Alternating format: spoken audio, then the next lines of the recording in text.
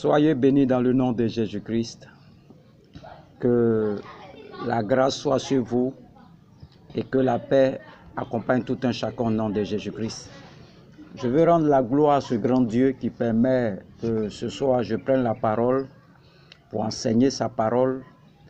Et je veux bénir ce grand Dieu qui nous a accordé sa grâce à la croix, de par la croix qui nous a libérés dans le nom de Jésus-Christ. Nous sommes en train de travailler sur un thème et nous sommes bientôt à la Pâque. Le Seigneur Jésus-Christ a été crucifié pour nous à la croix et nous sommes en train de travailler tout doucement. Je vais faire un résumé de tout ce qui s'est passé à la croix et peut-être demain ou bien après-demain on va terminer le tuto complet même de la croix. Alléluia. Le thème c'est la révélation de la puissance de la croix. La révélation de la puissance de la croix. Alléluia. Qu'est-ce qui s'est passé à la croix? C'est ça qui est important. Qu'est-ce qui s'est passé à la croix de Calvaire? Nous confondons le morceau de bois sur lequel Jésus-Christ a été crucifié. Alors que la croix va au-delà de ça, parce que l'œuvre achevée de Jésus-Christ comprend non seulement sa crucifixion, son ensevelissement, son séjour dans le séjour des morts, et ensuite sa résurrection, et enfin sa glorification. Donc le Seigneur n'est pas resté sur la croix. Il a été crucifié, ils l'ont enlevé sur la croix, ils l'ont mis dans une grotte, dans un tombeau, il est allé dans le tombeau, 3 jours après il est ressuscité, et vous allez voir après, il a apparu à ses disciples, d'abord à Marie de Magdala, Salomé, Marie mère de Jacques et les autres. Il a apparu à deux disciples sur la route de Maüs et enfin il a apparu aux 11 disciples. Alléluia. Quand Jésus-Christ dit tout est accompli, ça ne veut pas dire que tout est fini. Le Seigneur n'est pas resté à la croix. Le Seigneur est descendu de la croix. Alléluia. Donc quand on dit tout est accompli, ça ne veut pas dire que c'est fini. C'est ce qu'on appelle, comment on dit ça même, c'est l'œuvre achevée. Ça fait partie de tout ça. Alléluia. Donc l'œuvre achevée commence à la croix et s'achève quand Jésus-Christ est assis à la droite de Dieu le Père et il intercède pour nous. Donc quand Jésus-Christ dit tout est accompli, ça ne veut pas dire que tout est fini, non. Il n'est pas resté à la croix, il est descendu. Alléluia. Donc il intercède pour nous. Donc c'est un cycle. Et maintenant, nous pouvons vivre dans cette œuvre achevée de Christ. Alléluia. Jésus était à ses disciples et nous voyons 30 ans plus tard, l'apôtre Paul, lui n'a pas assisté à la croix. Alléluia. Quand nous voyons l'œuvre de la croix, nous voyons 2 groupes de personnes. Les disciples de Jésus-Christ, eux, ils ont fui. Il est resté seulement Marie, toutes les femmes, et puis un seul disciple qu'on appelle Jean, celui que Jésus aimait plus. Et eux, ils assistaient à la mort de Jésus-Christ. Nous avons les juges, les officiers, les pharisiens, les soldats. Eux disaient à Jésus que si tu es vraiment le Christ, sauve-toi toi-même et nous on va croire en toi. Alléluia. Donc les 2 groupes regardaient la croix. Ils sont arrêtés devant la croix. Ils sont en train de regarder le Seigneur Jésus-Christ comme un élément de défaite. C'est-à-dire personne ne comprenait ce qui se passait à la croix. Alléluia. Personne ne savait ce qui s'accomplissait à la croix. Pour les disciples, c'était la défaite de leur maître. Ils n'avaient pas la révélation de ce que c'est que la croix. Il a fallu 30 ans plus tard qu'un homme apparaît sur la scène, un homme qui n'a jamais vu Jésus-Christ, qui n'a jamais salué Jésus-Christ, mais lui, il a eu la révélation. Dieu lui a donné cette révélation. Et puis, c'est un citoyen romain qu'on appelle l'apôtre Paul. Donc, la croix, pour les Romains, la croix, c'est un moyen de punition de César pour les bandits, les voleurs, les rebelles. Donc Paul, naturellement, n'a pas cette capacité de nous décrire ça. Il n'était pas là. C'est ce qu'on appelle la révélation. C'est pourquoi la croix, on la reçoit par révélation. On la reçoit par révélation. Lorsque nous voyons le film La Passion de Christ, nous voyons Jésus-Christ qui est en train de souffrir. Mais ceux-mêmes qui ont fait le film n'ont pas la révélation de ce qui s'est passé. On nous montre ce qui s'est passé physiquement.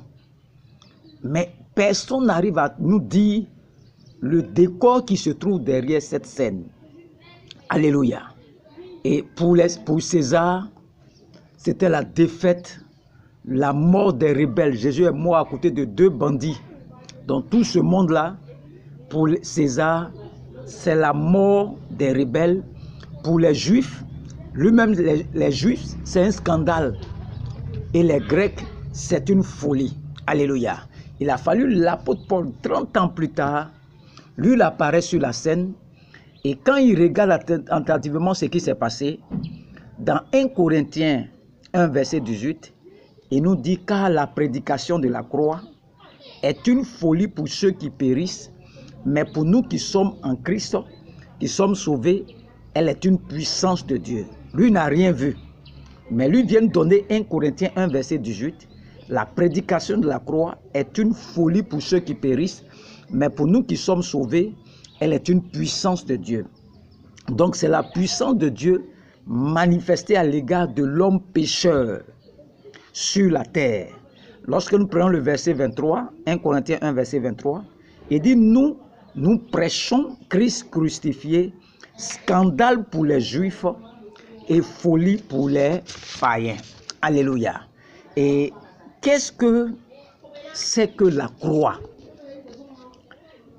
Pour les chrétiens, qu'est-ce que c'est que la croix? Le rôle de la croix. Alléluia. L'homme est né pécheur. Il n'est pas devenu pécheur. C'est pourquoi il pêche. Sa nature est une nature pécheresse. L'homme était mal à l'aise à cause de cette nature-là. Donc c'est après ça que les hommes ont inventé les religions pour se débarrasser du péché. Ils ont essayé de vaincre le péché par leur propre force. Donc l'homme était impuissant devant la puissance du péché. Le péché tourmentait l'âme des hommes. Le péché a privé l'homme de la gloire de Dieu. Alléluia. Le péché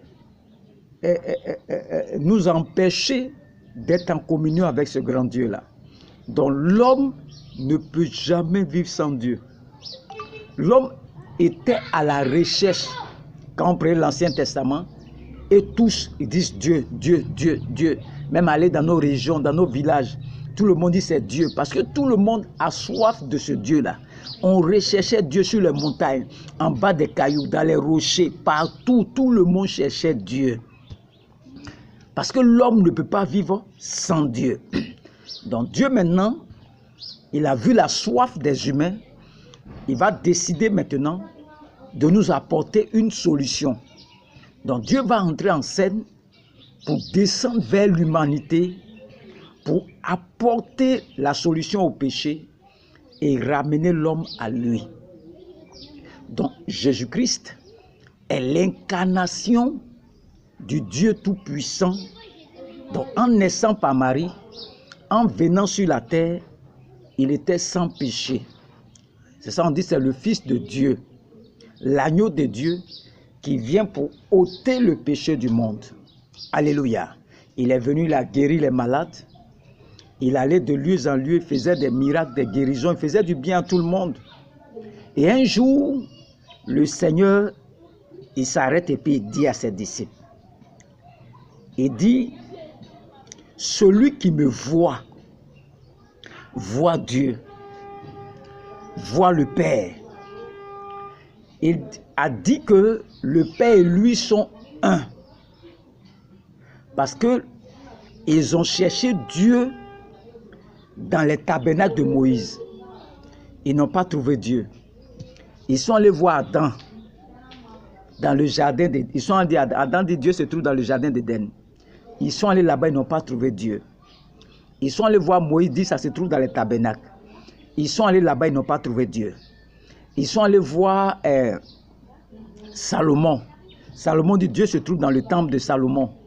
Ils sont allés là-bas, ils n'ont pas trouvé Dieu. Ils sont allés chez la femme samaritaine. Ils n'ont pas trouvé Dieu. Et voici un jeune homme, 30 ans plus tard, lui s'arrête et dit que lui connaît l'adresse de Dieu. Il dit qu'il connaît l'adresse de ce grand Dieu-là. On appelle l'apôtre Paul. Dieu n'est pas ailleurs. Voici le grand Dieu du ciel, n'est pas à Jérusalem, n'est pas dans le temple. Le grand Dieu du ciel et de la terre n'est pas sur les montagnes, n'est pas sur le soleil. Dieu habite en nous. Donc les gens ont dit à l'apôtre Paul, si tu n'arrêtes pas ça, on va te tuer. Parce que personne ne peut voir Dieu et puis vivre. L'apôtre Paul dit, Dieu là, il habite en vous. Alors, toute la plénitude là se trouve en toi. On lui a demandé, oui.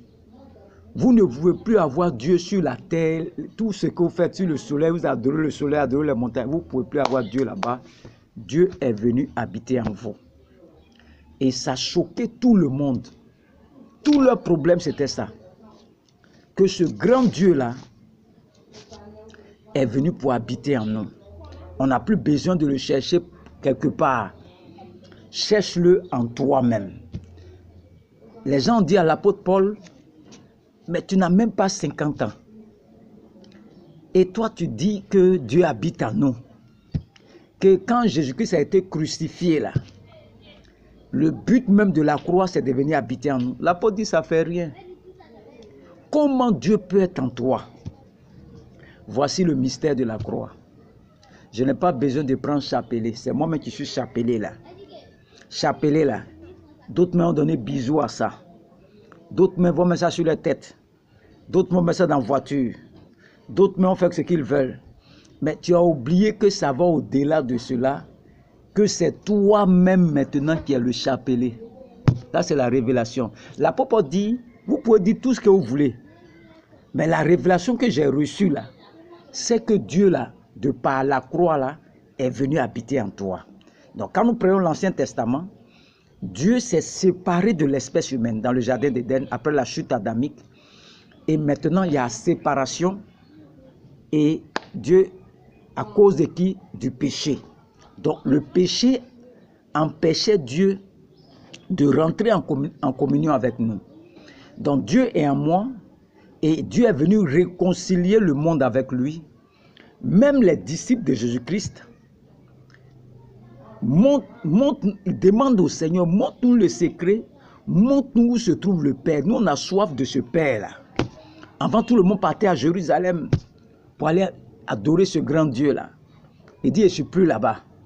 L'heure vient où ça ne sera plus sur cette montagne, mais ça sera ceux qui adorent le Père en esprit et en vérité. Donc ce grand Dieu-là habite en vous. Et Jésus-Christ dit à Philippe, il y a si longtemps qu'on est ensemble là, et puis tu me poses cette question. Tu ne le connais pas, tu m'as vu. Tu as vu le Père. Le Père est en moi. C'est lui qui parle en moi. Tu ne le connais pas.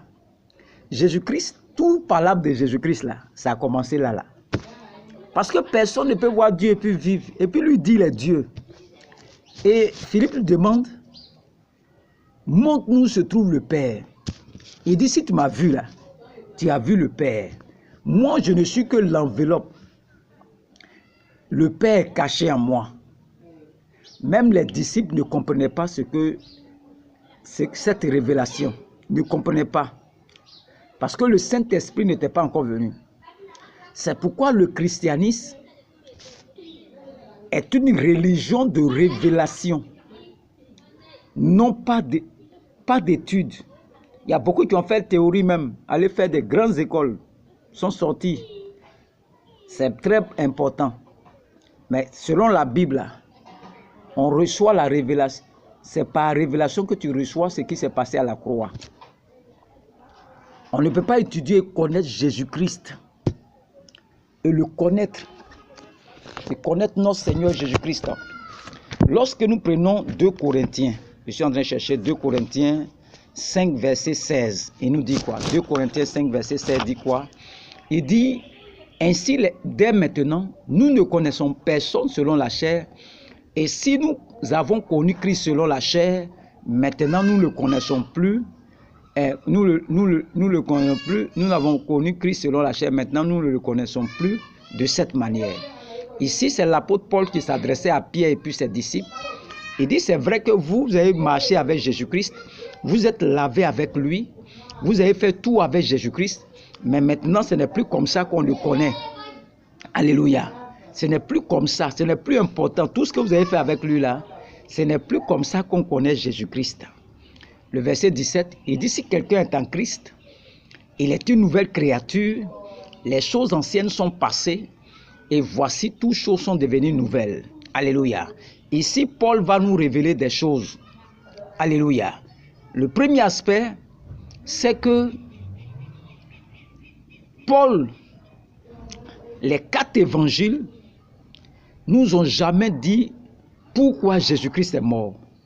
Prenez les 4 évangiles, lisez tous les livres.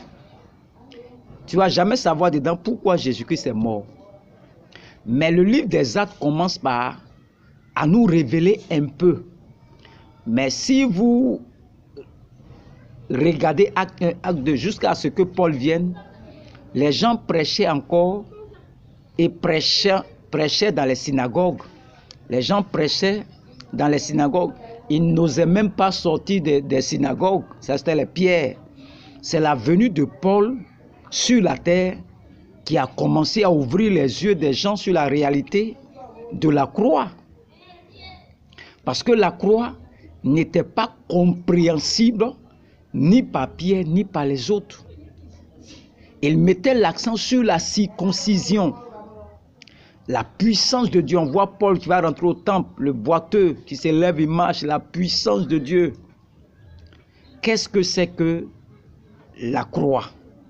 Il a fallu la révélation donnée à Paul pour nous enseigner, pour avoir qu'est-ce que c'est réellement la crucifixion. Qu'est-ce qui s'est passé réellement? Alléluia. Qu'est-ce qui s'est passé réellement à la croix? Alléluia. Lorsque nous voyons l'événement qui se déroule, c'est Paul qui va nous révéler. Et si nous comprenons, nous ne comprenons pas cela, notre vie chrétienne va aller de dents en scie. Donc Paul nous emmène dans le livre de Ésaïe. On va aller chercher Ésaïe. Je vais prendre le livre Ésaïe 53. C'est l'apôtre Paul qui nous donne tous ces mystères. Pendant que Jésus-Christ mourait à la croix, nous on ne savait pas ce qui se passait. On ne savait rien de ce qui se passait.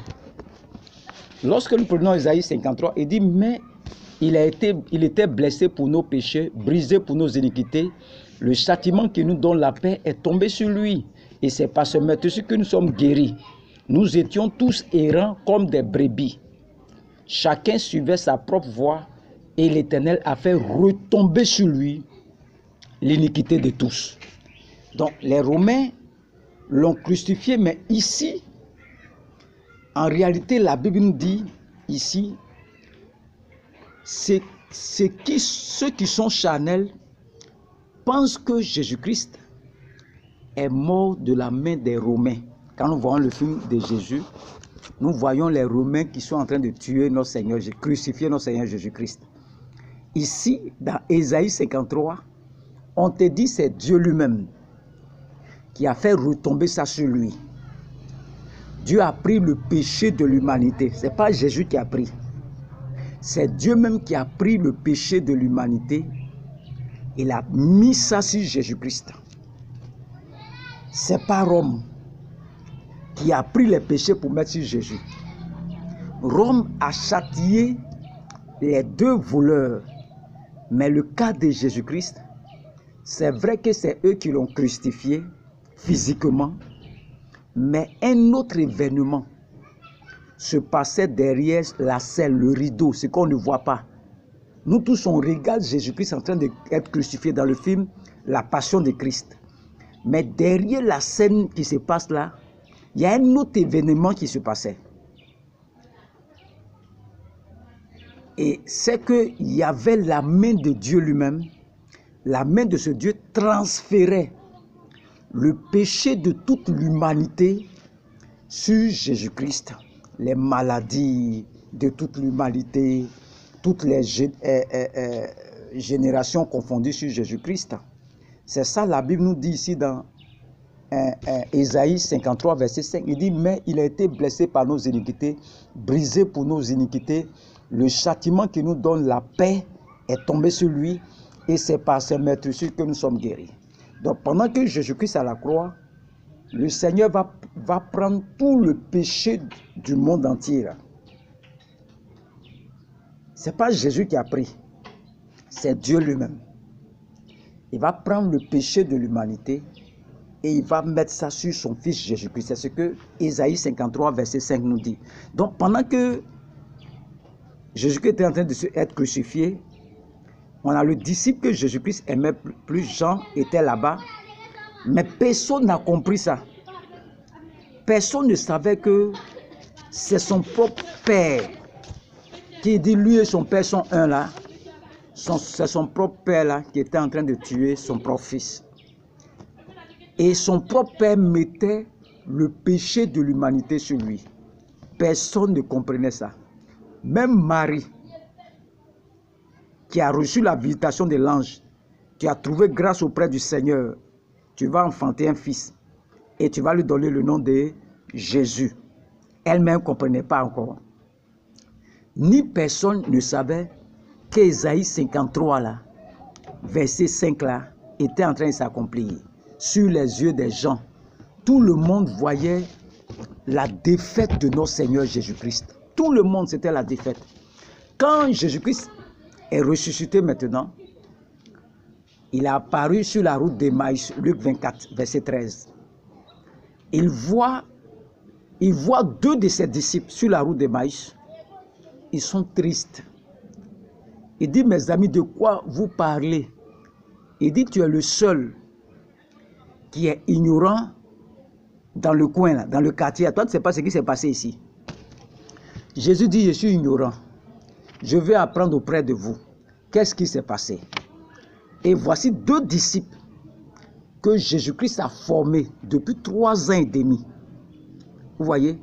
Ils disent, oui, nous croyons que c'était Jésus-Christ qui est venu, qui allait nous libérer de la main des Romains,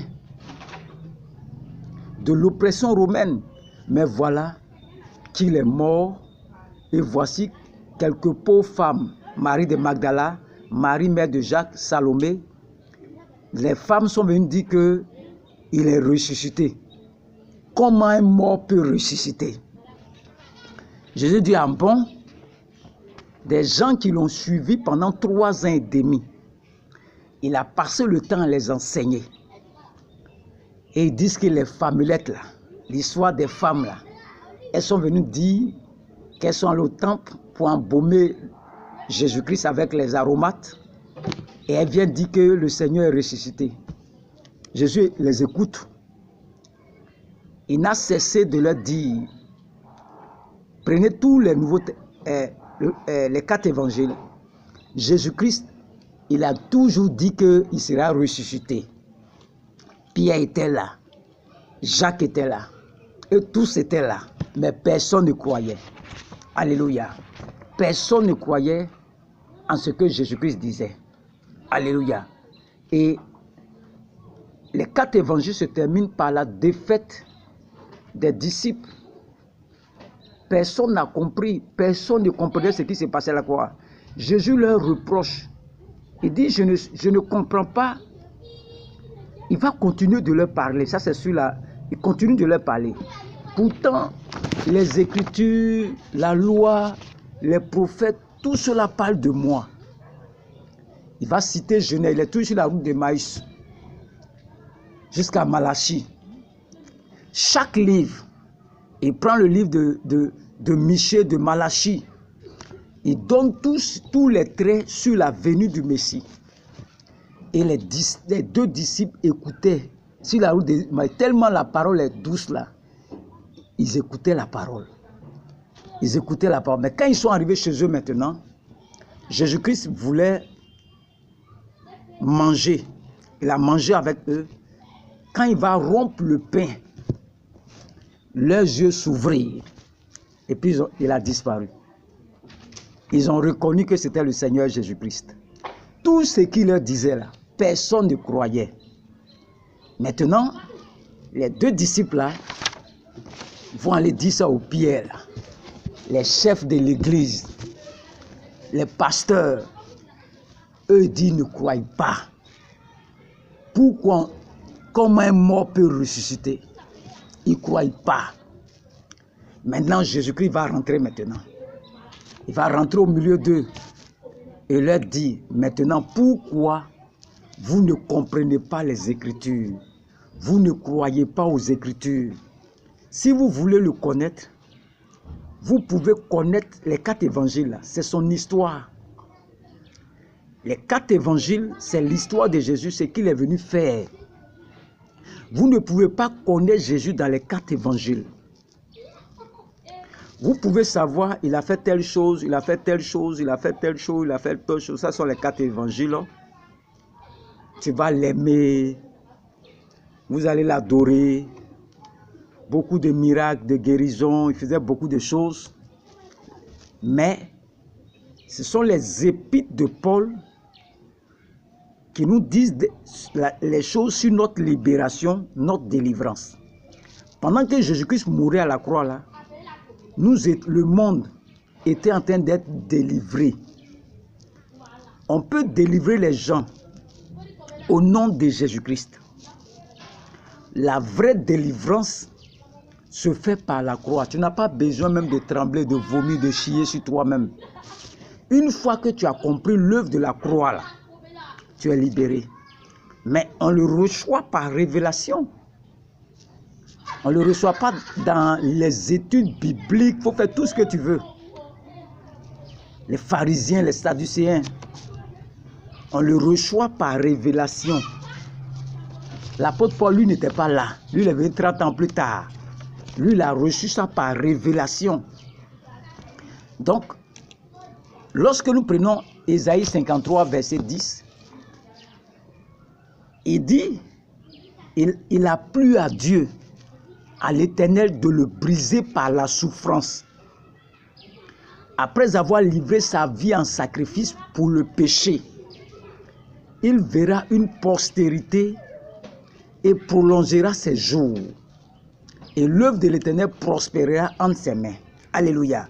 C'est pourquoi, dans le début du verset, qui va croire que Dieu trouve plaisir à briser son propre fils? Qui va croire en ça? Qui va croire que c'est Dieu même qui est en train de briser le Seigneur Jésus-Christ? Alors si tu ne crois pas à ça, si tu penses que Dieu a les migraines en envoyant Jésus-Christ, tu auras des problèmes. C'est un plaisir pour Dieu, pour que toi et moi, nous soyons sauvés. Qu'il frappe son fils, pour que toi et moi, là, nous ayons la paix. On dit le châtiment qui vous donne la paix, là, est tombé sur mon fils. Et on te dit encore que c'est Dieu même qui est en train de frapper Jésus-Christ. Alléluia. Au ciel, là-bas, il n'y a pas de tristesse. Il n'y a rien, il n'y a pas les trucs comme ça là-bas. Ne soyez pas émotionnel, sentimental. Le film de la Passion, ça fait pitié. Mais derrière l'atrocité que tu vois à la croix là,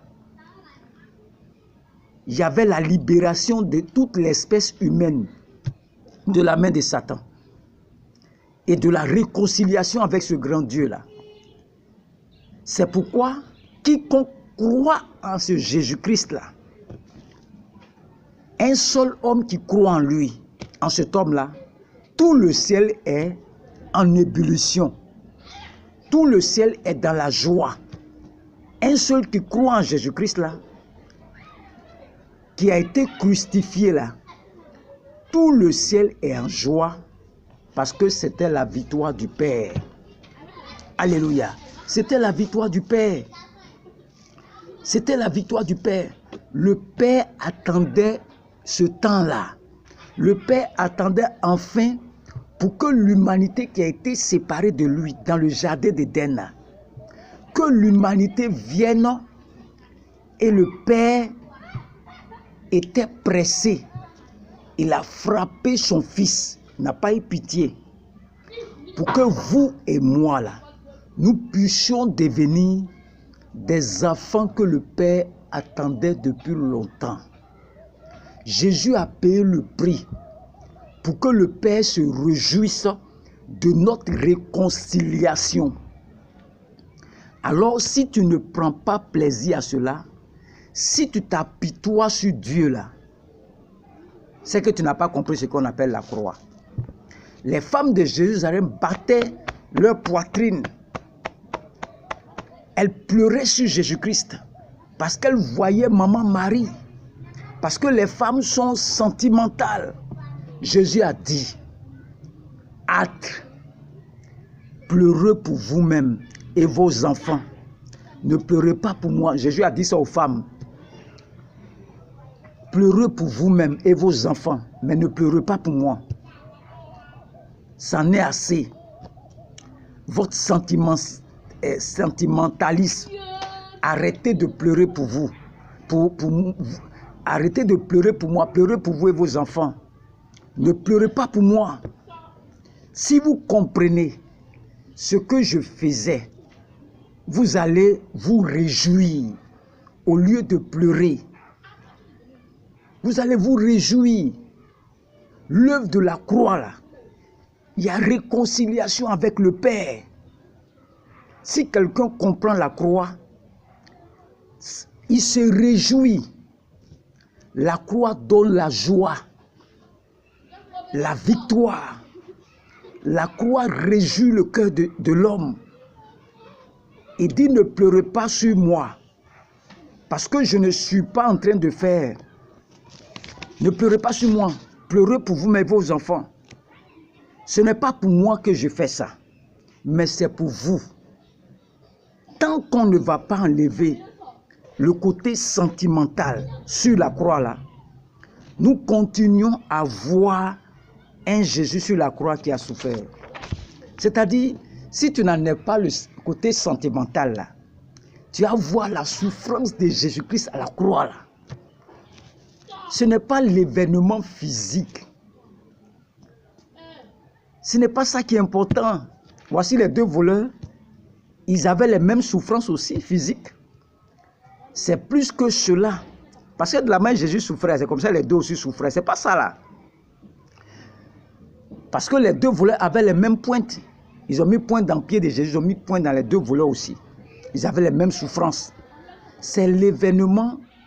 Si c'est l'événement physique, dont la mort des deux voleurs est aussi une rédemptrice, alors sors de tes pensées qui sont bloquées et tout le temps, tu attends une délivrance physique, une rédemption.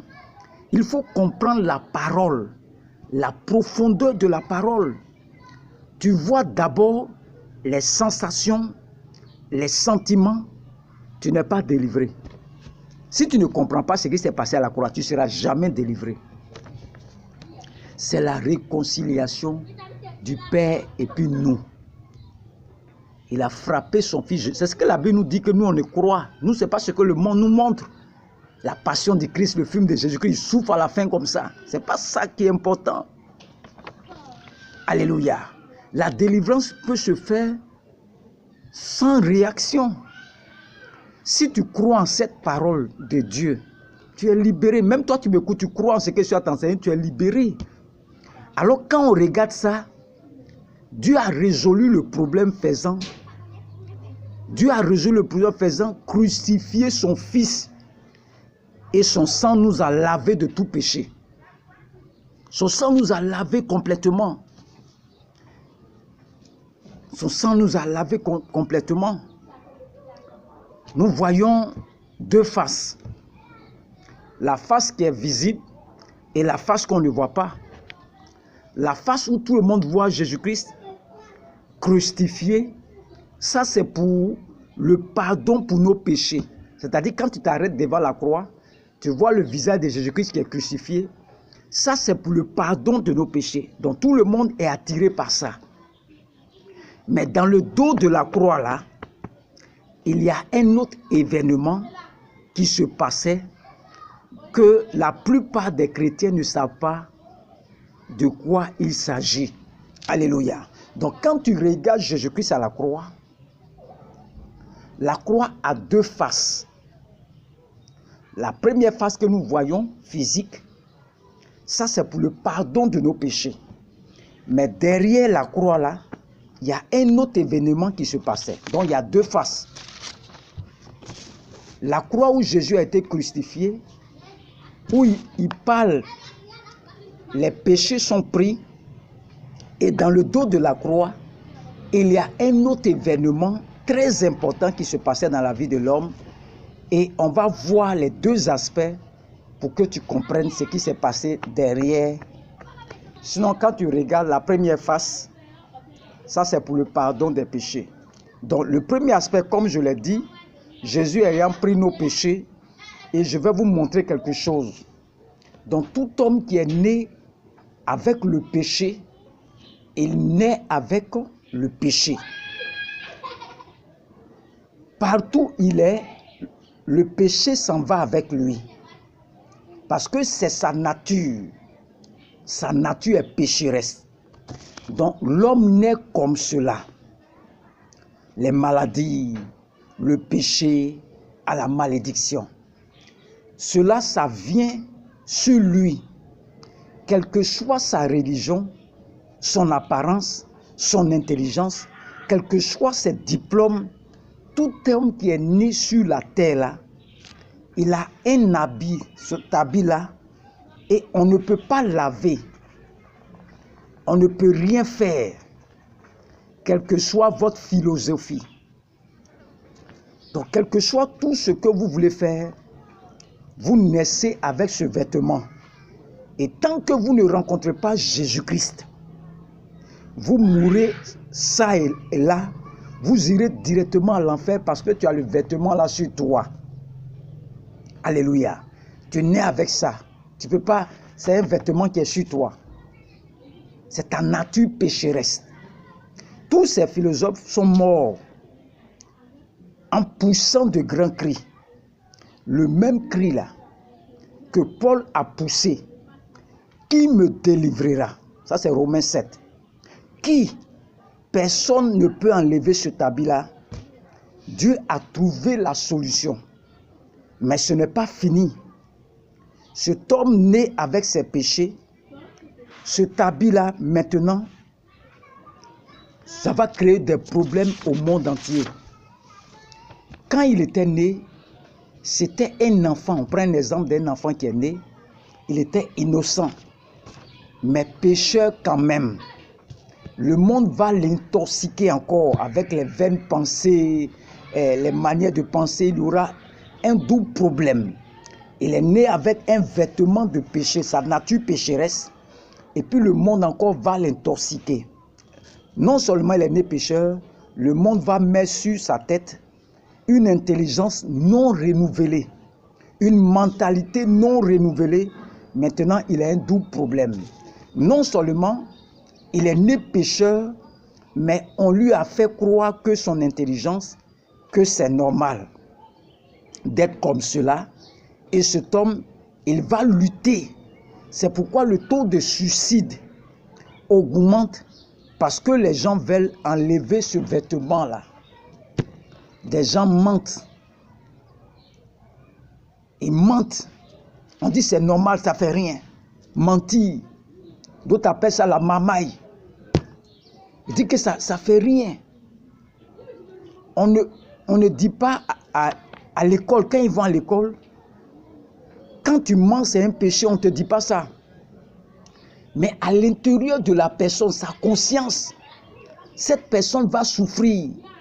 Sa conscience va le gronder. Il a un habit de péché. Sa nature est pécheresse. Alléluia.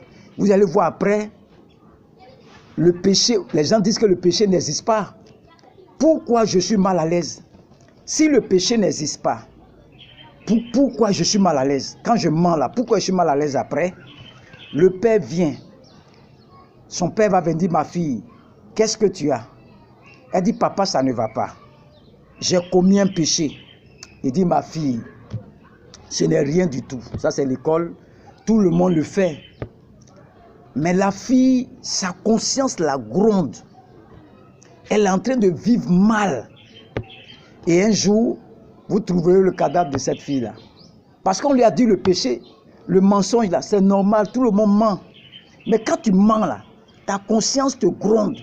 À cause de ta nature pécheresse, ton vêtement qui est sur toi, là, ta conscience, ça peut t'amener à te tuer, te suicider. C'est vous qui avez dit que le péché n'existait pas. Ce n'est pas un problème. On peut vivre comme cela, comme on veut. La fille, pour se livrer au garçon, elle peut se livrer au garçon tranquillement. Une fille peut sortir avec les garçons couchés. C'est ce que le monde met dans la mentalité des gens. Et quand tu couches avec le garçon, tu as souillé ton corps. Et après, tu commences à regretter. Tu deviens calme. Ta conscience te gronde. Avec ça, les gens disent que le péché n'existe pas. Dieu a enlevé son fils. C'est la solution. Son fils est venu sans péché. Il s'est identifié à l'humanité. Il est venu et qu'est-ce qu'il a fait? Il a regardé les hommes. Il a vu que tous les hommes ont péché et sont privés de la gloire du Seigneur.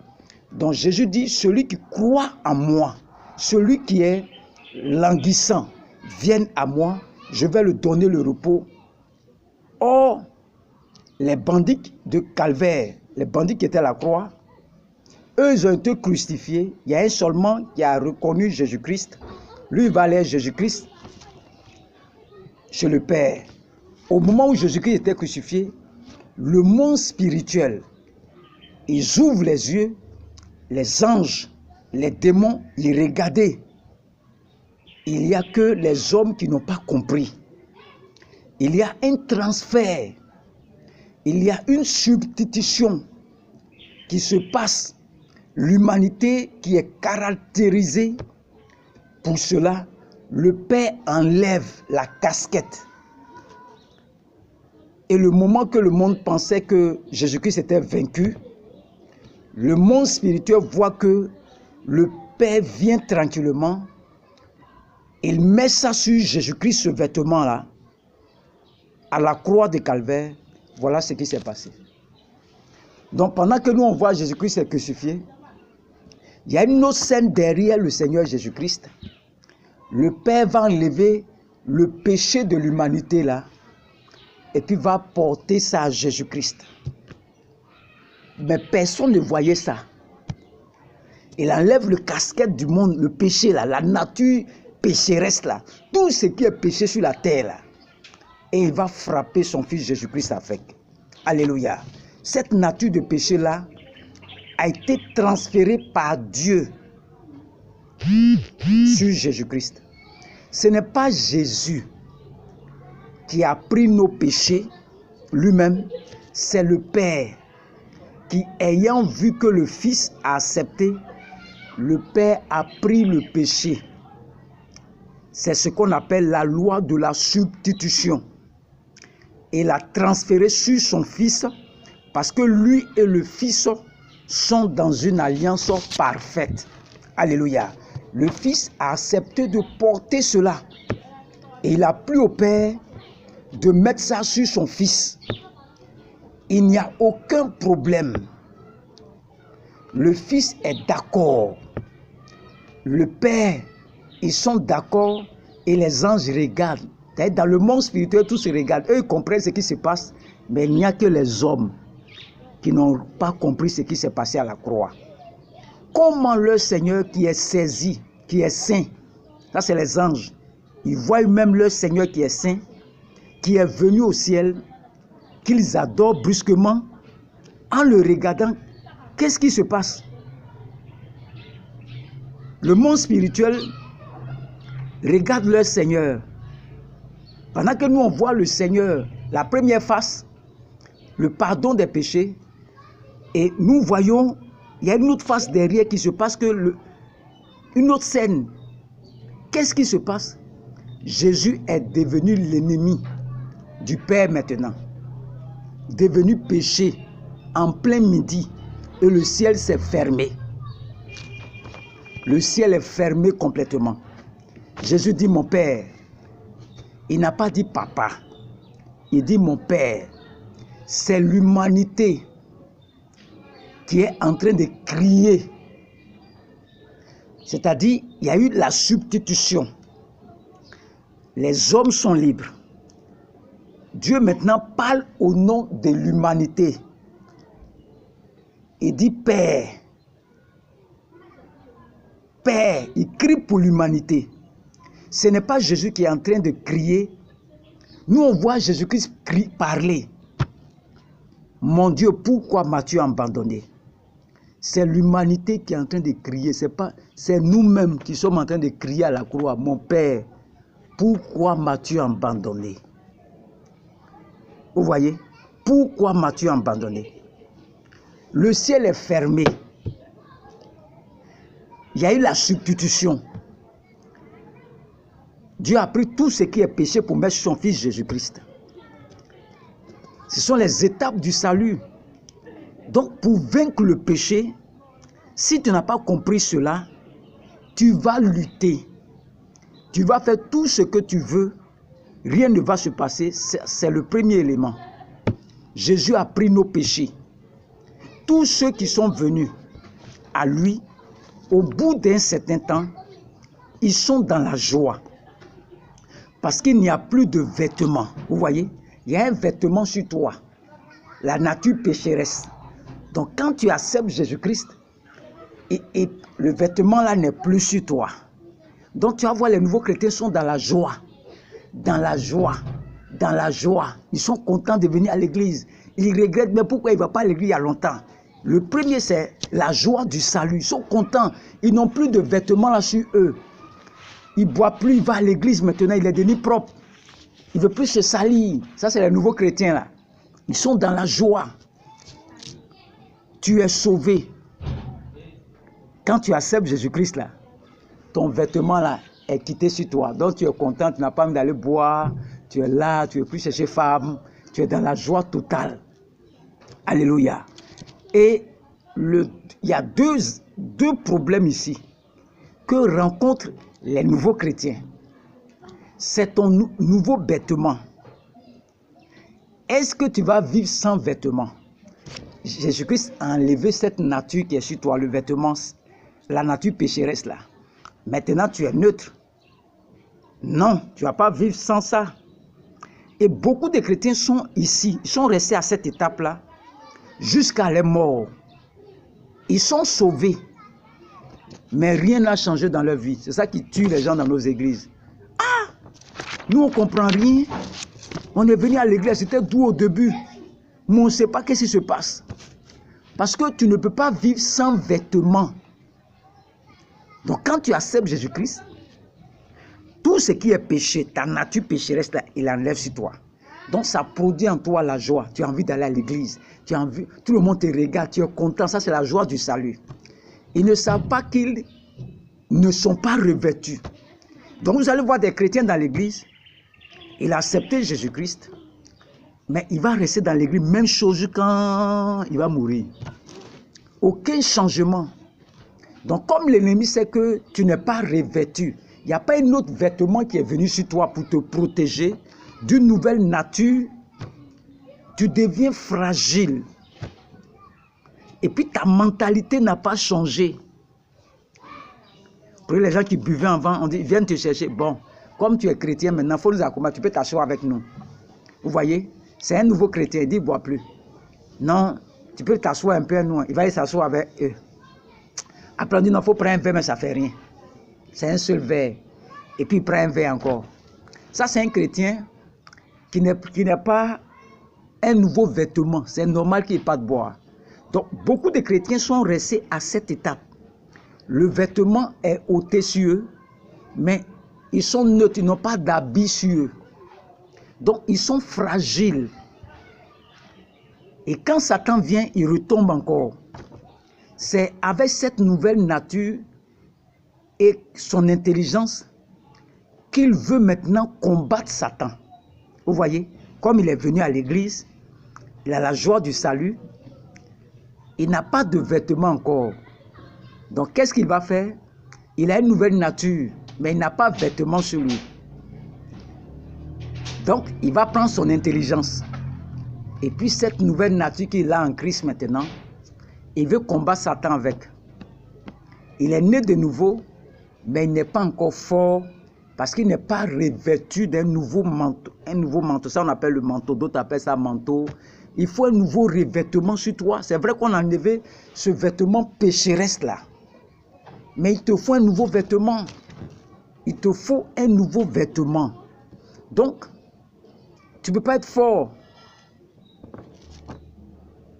Tu ne peux pas être fort. Quelqu'un peut être chrétien puis vieillir même à l'église 90 ans dans cette situation. Parce qu'il n'a pas expérimenté le deuxième aspect de la croix. C'est ce deuxième qu'il n'a pas encore expérimenté. C'est ça Paul nous dit dans Romains 7. Le bien que je veux faire, je ne peux pas le faire. Parce qu'il est une nouvelle créature. À l'intérieur de lui là, l'homme nouveau est là. Il veut faire le bien, mais il n'a pas le pouvoir de faire le bien. Il n'a pas le pouvoir dans ses membres. C'est comme s'il y a une lutte en lui. C'est pourquoi le mal que je n'ai pas envie de faire là. C'est ça que je fais. Pourtant, je suis chrétien, né de nouveau. D'autres même insultent leur mari, insultent leur femme. Ils n'ont pas été libérés par la croix. Ils n'ont pas encore été revêtus. C'est ça qui est ton problème. Tu as vu seulement la première face, la croix. Il a pris mes péchés.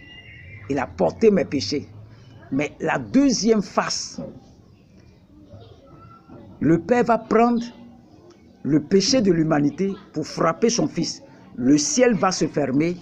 Père, Père, le monde va commencer à crier à ce grand Dieu-là. On ne peut pas vivre sans toi. Pourquoi m'as-tu abandonné? Alléluia. Donc nous voyons dans le deuxième aspect de la face de notre Seigneur Jésus-Christ, nous voyons que le chrétien qui accepte Jésus-Christ, il va avoir la joie du salut. Son vêtement est quitté, la nature pécheresse, mais il n'est pas encore revêtu d'un autre manteau, d'un autre habit, d'une nouvelle nature. Son intelligence n'est pas encore renouvelée. Ce qui fait que sa vie est comme ça. Parce qu'il ne comprend pas l'œuvre de la croix du Seigneur Jésus-Christ. C'est vrai qu'il a porté nos péchés. Il a pris ce vêtement-là. Mais il te faut un nouveau vêtement. Une nouvelle nature.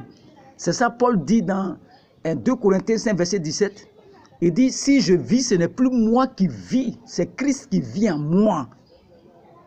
Il y a un nouveau revêtement que tu dois avoir. Sinon, tu vas rester là. Ta mentalité n'a pas changé. C'est un nouveau vêtement. Ça se passe spirituellement. Tu as besoin d'un revêtement. Alléluia. C'est pourquoi le mal que je n'ai pas envie de faire, c'est ça que j'ai fait. C'est ce que l'apôtre Paul disait dans Romains 7. Ce que je n'ai pas envie de faire là, c'est comme si à l'intérieur de moi là, il y a une autre loi qui m'empêche de faire le bien que je veux faire. Et c'est ce que je ne veux pas faire là que je fais. C'est ça les chrétiens de maintenant. Tu dis, il ne faut pas faire ça, il va aller faire ça. Pourquoi il fait ça? Parce qu'il lutte. Il a la première face de notre Seigneur Jésus-Christ, le pardon de nos péchés. Mais cette personne n'est pas encore revêtue. Il n'a pas un nouveau, il est neutre. Il n'a pas de vêtements. Donc si on le prend pour aller dans un hôtel, il va aller à l'hôtel, malgré qu'il a accepté Jésus-Christ. Il est fragile, il n'est pas encore fort.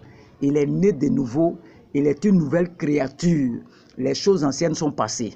Donc, il doit connaître la deuxième phase. Ce qui s'est passé à la croix. Tu as besoin d'un revêtement. Sinon, Satan va te fatiguer encore. Et tu vas avoir une vie dedans comme ça. Des gens qui ne prient pas pour être revêtus. Oh. Tu as accepté Jésus-Christ, tu auras la joie. Mais tu as besoin d'une nouvelle nature. Un nouveau manteau. Comme on appelle le manteau, si vous voulez, tout ce que vous voulez. C'est une nature. La nature de Christ doit venir sur toi comme un vêtement. Si je vis, ce n'est plus moi qui vis. Ça doit s'accomplir dans ta vie. C'est ça l'apôtre Paul dit. Si je vis, ce n'est plus moi qui vis. Mais toi, quand tu regardes, malgré que tu as accepté Jésus-Christ, on voit que c'est ta mentalité n'a pas changé. Tu n'es pas revêtu de la puissance de Dieu. Vous voyez? Nous descendons encore seulement. Tu as besoin du revêtement spirituel. Sinon, quand Satan va venir, tu ne pourras pas succomber. Ce n'est pas par ton intelligence. Tu ne peux pas lutter lui avec cette nature que tu as en Christ là. Ce qui fait que beaucoup sont frustrés là. Tu as accepté Christ, tu as la joie. Et après, tu vois que tu n'as plus la joie. C'est parce que tu n'as pas un nouveau revêtement. Tu ne peux pas être sans habit. Jésus a enlevé, c'est la première face. Mais ça ne s'arrête pas là. Sinon, Satan va te détruire. Et beaucoup de chrétiens sont frustrés. Il y a ce qu'on appelle le revêtement spirituel. Si tu n'es pas revêtu, comment tu as devenu une nouvelle créature? Il y a des étapes. La croix, c'est un processus. L'œuvre de la croix, c'est un processus que tu dois connaître, tu dois comprendre. Et je suis en train de détailler ça tout doucement pour que vous compreniez ce qui s'est passé à la croix. Donc, je suis allé un peu, j'ai duré un peu cet enseignement pour t'amener à comprendre. Il reste un peu encore, on a presque fini. Aujourd'hui, j'ai repris tout encore. Et demain, nous allons terminer tout l'enseignement sur la croix. Et quand tu as compris ça, bénis Dieu. Il faut digérer cet enseignement jusqu'à ce que tu comprennes ça. Que Jésus-Christ t'a libéré. Il a enlevé le manteau sur toi. La nature pécheresse. Mais si tu restes comme ça, tu es fragile. Tu es une nouvelle créature. Mais il y a une autre scène qui se passe derrière Jésus-Christ. Il te faut un revêtement. Sinon tu seras fragile. Tu vas faire 10 ans dans l'église, tu es même chose, tu n'as pas changé. Parce que tu ne comprends pas l'œuvre de la croix. Que Dieu vous bénisse. On se retrouve demain pour la suite de l'enseignement. Que Dieu vous bénisse au nom de Jésus-Christ. Amen.